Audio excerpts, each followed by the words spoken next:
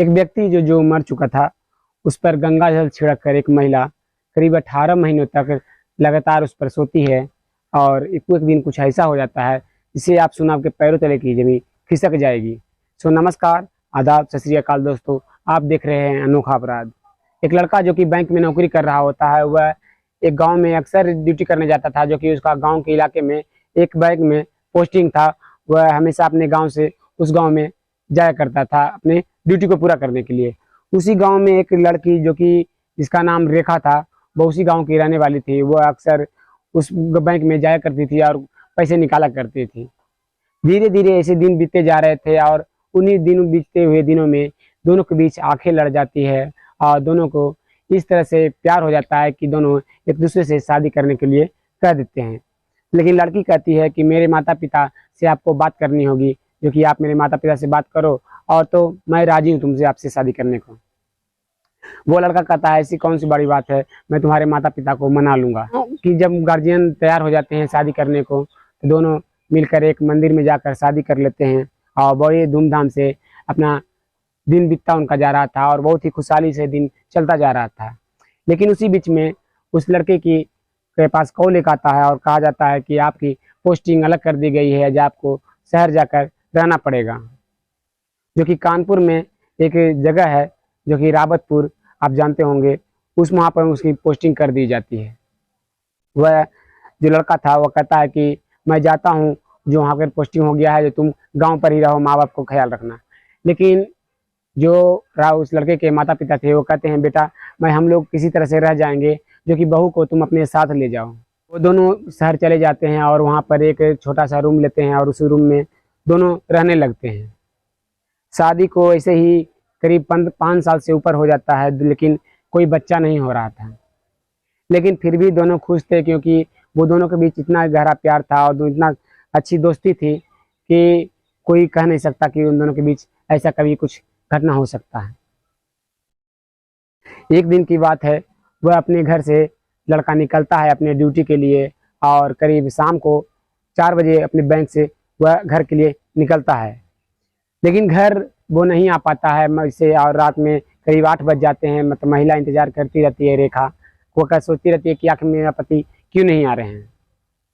ऐसे ही रात बीतता जा रहा था। वह उसकी महिला की आंखें बंद नहीं हो रही थी, वह पति के इंतजार करती हुई जा रही थी। रात बीत जाता है, सुबह होता है। वह महिला ऑफिस फोन करती है, कहती है कि मेरे पति कल से अभी तक नहीं आए हैं, जो कि क्या ऑफिस में से के वक्त से काम से कहीं से वो गए हैं। वहाँ के जो ऑफिस के लोग थे बैंक वाले, वो कहते हैं कि आपका जो हस्बैंड है वो कल शाम में ही यहाँ से चला गया था, जो कि आप इंतजार कर लीजिए, वो कहीं दोस्त उसके साथ कहीं गया हुआ होगा। वो महिला उस लड़के के पास बार बार कॉल करती है, लेकिन उधर से कोई रिस्पॉन्स नहीं आ रहा था, लेकिन सिर्फ रिंग बजता हुआ जा रहा था। ऐसे ही 2 दिन गुजर जाते हैं। महिला इंतजार करती हुई रहती है और वह लड़का वापस नहीं आता है। महिला चुपचाप कानपुर के थाने में जाती है और वहाँ रिपोर्ट दायर कराती है कि मेरे पति, जो कि हम लोग लव मैरिज शादी किए हैं और हम दोनों के परिवार वाले भी राजी थे, और हम दोनों गांव से शहर आए थे। अब करीब 5 साल हो चुका है हम लोग को यहाँ पर, जो कि मेरे पति नहीं आ रहे हैं और ना पता नहीं चल रहा है कि मेरे पति आखिर है तो है कहाँ। वो बातें महिला के सारी सुनती है पुलिस। वो कहती है कि ठीक है, ये हम देखेंगे कोशिश करके। लेकिन उसी बीच में पुलिस, वहाँ के जो पुलिस थे, उसके पास एक कॉल आता है और कहा जाता है कि शहर के बाहर एक बॉडी है जो कि पड़ा हुआ है और वह बिल्कुल बेहोशी हालत में है। वह पुलिस वहाँ से तुरंत निकलती है और वहाँ पर पहुँचती है और वह बॉडी को अपने अंडर लेकर वह महिला को बुलाकर पूछताछ करना शुरू करती है कि आपको देखिए कि आपका जो पति है यही है। वो महिला देखती है, उस तो देखते ही वह उसकी आंखों से आंसू टपकने लगते हैं। वह रोज जोर जोर से चिल्लाने लगती है। वह कहती है कि यही मेरे पति हैं, जो कि इन्हीं से मैं बहुत ही ज़्यादा प्यार करती हूँ और मैं इनके बिना नहीं रह सकती। पुलिस उस लड़के का पोस्टमार्टम वगैरह कराकर उसकी बॉडी को उस महिला के हाथों सौंप देता है। वो महिला अपने पति का बॉडी लेकर घर चली आती है और उसे नहा धोवा कर फिर से बेड पर सुला देती है। वो महिला के मानसिक हालत खराब हो चुकी थी। वह रोते हुए वह थोड़ी अलग तरह की हो गई थी, जो कि बिल्कुल ही अपने पति को दाह संस्कार करने की बजाय वो अपने घर में ले आई थी। अपने पति को डेली गर्म पानी और से लेकर उसे धोती और गंगा जल उस पर बार बार छिड़क कर उसके साथ हर रात सोने लगी थी। इससे कई धीरे धीरे दिन पर दिन उसकी उस बॉडी में बदबू फैलता जा रहा था। लोग वहाँ के जो अगल बगल के थे वो समझ नहीं पा रहे थे कि आखिर बदबू आ कहाँ से रही है। कई लोग उनके घर में आते थे तो महिला से पूछते थे कि तुम्हारे घर से कोई ऐसा चीज है जो कि सड़ रहा है, लेकिन वह कहती है कि ये मेरे पति के अंदर से बदबू आ रहा है, जो कि वह कोमा में है और वो बहुत ही जल्द ठीक हो जाएंगे, जो कि दवाई विरोध चल रहा है, उसका इलाज चल रहा है। सारे लोग मान जाते हैं कि हो सकता है कि कोमा के कारण इसमें बदबू आ सकता है। और उस लड़के के जो माता पिता होते हैं वो भी आते हैं, वो भी पूछते हैं कि मेरे बेटे को क्या हुआ है। तो वह महिला बताती है कि आपका बेटा कोमा में है, जो कि उसका इलाज चल रहा है, जो कि बहुत ही जल्द वो सही हो जाएगा। वह उसके जो लड़के के माता पिता थे पढ़े लिखे कम होने के कारण उन्हें लगता है कि बहू सही बोल रही होगी, क्योंकि वह अच्छी खासी पढ़ी लिखी हुई है। उनके माता पिता इतना जानकर वो अपने वापस गांव चले जाते हैं, क्योंकि गांव में भी बहुत कुछ देखना होता है और जानवर वगैरह भी था उनके घर में, जो कि उन्हें भी देखभाल करना होता है। वो वापस चले जाते हैं। ऐसे ही दिन बीतता जा रहा था जब कोरोना का टाइम आता है और सब जगह लॉकडाउन लगना शुरू हो जाता है। उसी बीच में कई डॉक्टर एक दूसरे के घर में जा जाकर चेक कर रहे थे और वह जानकारी ले रहे थे कि कोई कोरोना का मरीज किसी घर में तो नहीं है। उसी बीच में वह डॉक्टर उस घर के इसके पास से गुजर ही रहे थे कि वहाँ पर इतना बदबू फैला हुआ था कि उन लोगों को लगता है कि यहाँ पर कुछ है जो कि बहुत ज़्यादा बदबू हो रहा है, या फिर कोई कोरोना का मरीज है जो कि मृत हो चुका है। वह उस घर के पास जाते हैं और दरवाज़ा खटखटाते हैं। तो वह महिला दरवाज़ा खोलती है तो वह देखती है कि करीब 3 से 4 लोग हैं जो कि डॉक्टर के पोशाक में है। वह डॉक्टर पूछते हैं कि अंदर कुछ है जो कि इतना बदबू मार रहा है। वो महिला कहती है कि मेरे पति जो कि कोमा में करीब 18 महीनों से हैं और वह उनका दवाई चल रहा है, जो कि बहुत ही जल्द ठीक हो जाएंगे। वह डॉक्टर साहब देख लेते हैं कि वह महिला की हालत बिल्कुल ख़राब है और इसी घर से बदबू आ रहा है, जो कि कुछ तो कुछ गड़बड़ है।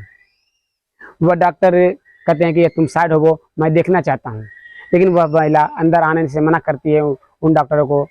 लेकिन वह डॉक्टर जो थे तो मतलब किसी तरह से अंदर जबरदस्ती घुस जाते हैं। जब उस रूम के पास जाते हैं तो उन्हें सांस लेना भी दुश्वार हो जाता है, क्योंकि उससे के पति की बॉडी से इतनी बदबू आ रही थी कि वह बिल्कुल सड़ चुका था, वह हड्डी नजर आ रहा था। वह डॉक्टर ये सब देखकर वह महिला को बताती है कि आपका वो जो पति है वो मर चुका है, जैसे अंतिम संस्कार किया जाए।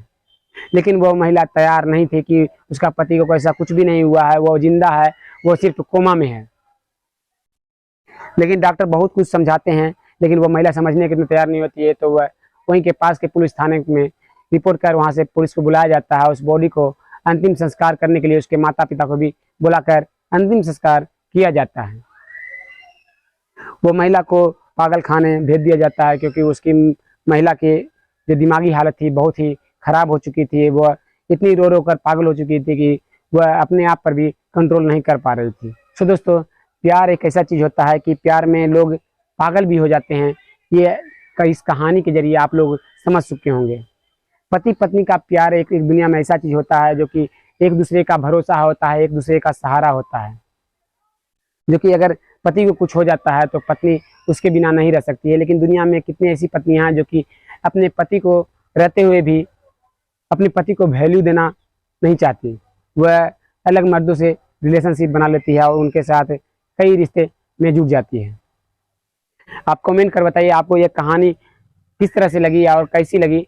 आप बताइएगा, तब तो हम जान पाएंगे कि आपके अंदर की जो बातें हैं किस तरह से आप सोचते हैं और हम किस तरह से बताते हैं। हम जितना आपका अच्छा कमेंट आएगा उतना ही बेहतरीन आपका जवाब हम देना चाहेंगे और आपको समझाना चाहेंगे कि इस कहानी में आखिर ऐसा क्यों हुआ। क्योंकि ये कहानी कोई ऐसी वैसी कहानी नहीं है दोस्तों। ये कहानी बताने से पहले हम लोग को भी कई चीज़ें सोचना पड़ता है और कई चीज़ें बोलने से पहले भी आप लोग को जानकारी हम लोग को लेना पड़ता है।